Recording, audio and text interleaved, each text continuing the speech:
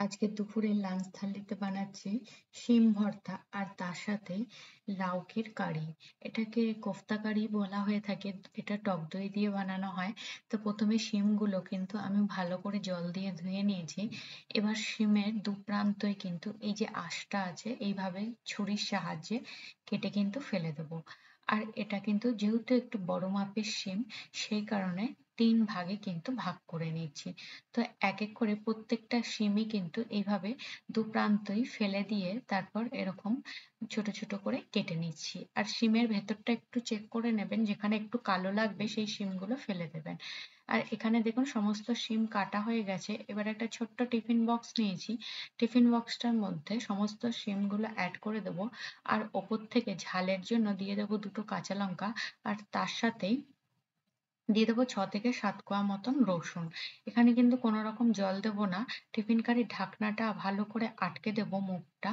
এবার একটা গ্যাসের মধ্যে আমি একটা সসপ্যানের মধ্যে জল গরম হতে বসিয়েছিলাম। সেই গরম জলের মধ্যে টিফিন কারিটা দিয়ে ওপর থেকে একটা ভারী কিছু চাপা দিয়ে দিতে হয়। তো আমার কাছে এই নোড়াটা ছিল, নোড়াটা চাপা দিয়ে দিলাম। এটা ১০ মিনিট মতন হতে দেবো। মানে জলটা ফুটতে দেবো। ওটা ভাপা মানে স্টিমেই ভালো করে শিমটা কিন্তু মানে ভাপানো হয়ে যাবে। এবার এখানে আমি লাউ নিয়ে নিয়েছি। লাউয়ের চোকলাটা একটু মোটা করে কেটে নেব। লাউটা ২-৩ দিন ধরে ফ্রিজেই ছিল, তাই একটু কালো কালো ভাব হয়ে গেছে ওপরটা জাস্ট। তো ওপরটা যতটা সম্ভব ছুরি দিয়ে কেটে বাদ দিয়ে দিলাম। দেখুন এক এক করে সমস্ত লাউগুলো কেটে নিয়ে ভালো করে ধুয়ে নিয়েছি। এবার একটা বড় মাপের গ্রেটার নিয়ে নেব, বড় সাইজের। সেই বড় গ্রেটার দিয়ে কিন্তু প্রত্যেক কটা লাউ কিন্তু এরকম গ্রেট করে নেব। তো লাউয়ের মধ্যে কিন্তু অনেকটা পরিমাণে জল থাকে। তো আমি যেহেতু আজকে কোফতা বানাবো, তো সেই কারণে প্রত্যেক কটা মানে যে কটা লাউ নিয়েছি সব ভালো করে গ্রেট করে নেওয়ার পর এদিকে ১০ মিনিট মতন কিন্তু হয়ে গেছে। শিমটা স্টিম হয়ে গেছে ১০ মিনিট পর। গ্যাসের ফ্লেমটা বন্ধ করে টিফিন কারিটা আমি জল থেকে বার করে ঠান্ডা হতে বসিয়ে দিলাম।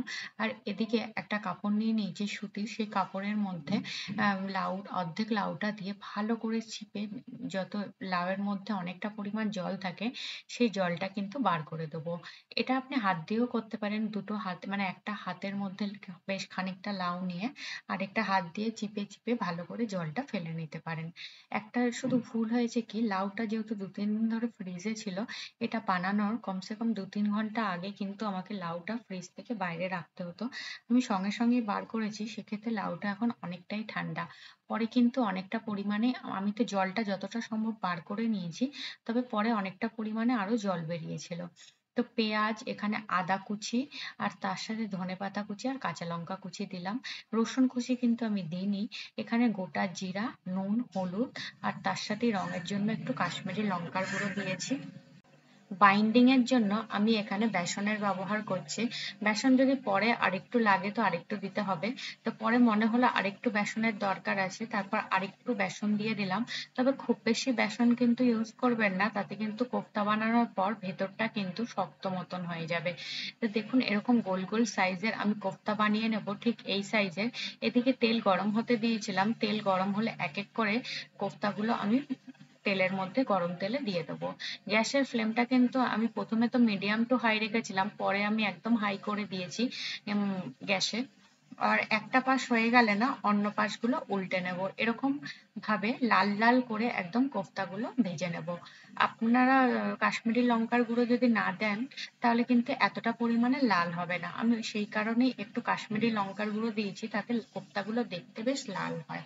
দেখুন এক এক করে সমস্ত কোফতাই আমি তেল থেকে উঠিয়ে নিচ্ছি আর একটা থালার মধ্যে তুলে নিচ্ছি। দেখুন আমি যে বলেছিলাম ফ্রিজে যেহেতু লাউটা ছিল আমি বার করতে ভুলে গেছি, সেই কারণে মেখে রাখার পরেও অনেকটা পরিমাণে জল বেরিয়েছে।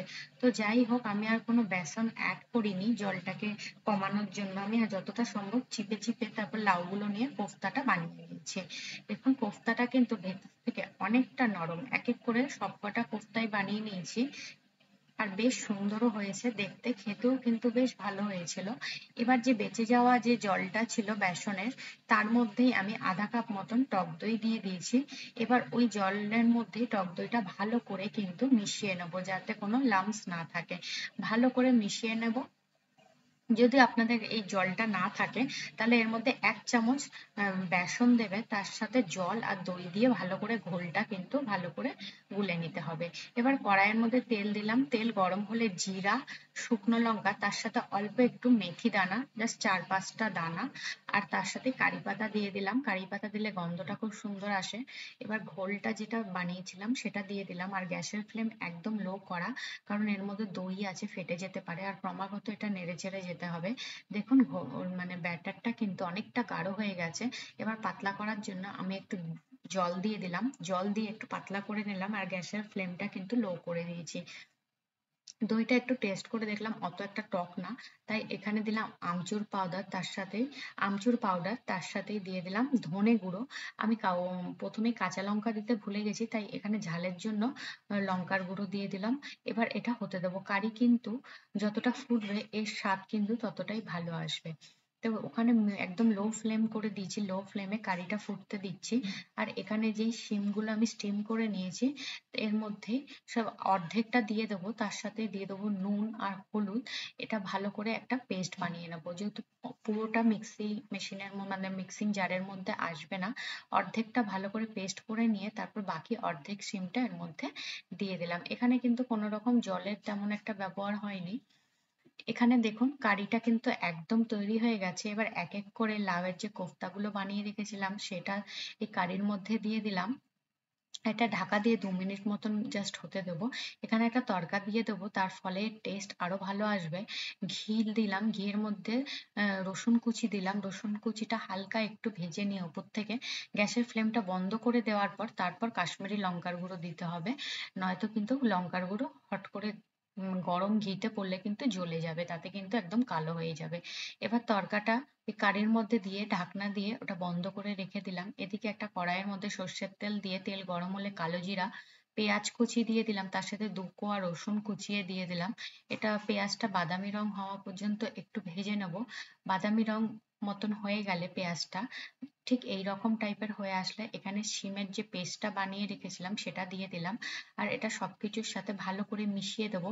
নুন হলুদ আগে থেকেই দিয়ে দিয়েছি, এবার একটুখানি সামান্য চিনি দিয়ে দেবো এর স্বাদটাকে ব্যালেন্স করার জন্য। সবকিছু ভালো করে মিশিয়ে এর যে জলটা আছে সেটা সম্পূর্ণ শুকিয়ে নেব। গ্যাসের ফ্লেম কিন্তু মিডিয়াম করে রেখেছি। দেখুন ভর্তা কিন্তু একদম রেডি, জলও পুরো শুকিয়ে গেছে। এটা ভাতের সাথে খেতে কিন্তু দারুণ লাগে। এইভাবে শিম ভর্তা বানিয়ে কখনো খেয়ে দেখবেন, খেতে কিন্তু বেশ সুস্বাদু। তো আজকের লাঞ্চের থালিতে শিম ভর্তা আর তার সাথেই এই লাউয়ের কোফতা কারি বানিয়েছি দই দিয়ে। যারা একটু টক টক খাবার খেতে ভালোবাসো এইরকম ভাবে কোফতা কারি বাড়িতে বানিয়ে খেয়ে দেখতে পারো, খেতে কিন্তু ভীষণ স্বাদের হয়। আমার রেসিপিগুলো যদি আপনাদের পছন্দ হয়ে থাকে তা প্লিজ চ্যানেলটিকে সাপোর্ট করবেন আরো এগিয়ে নিয়ে যেতে। আর অবশ্যই সাবস্ক্রাইব করে দেবেন আমার চ্যানেলটাকে, আর বেল আইকনটা অল করে দেবেন।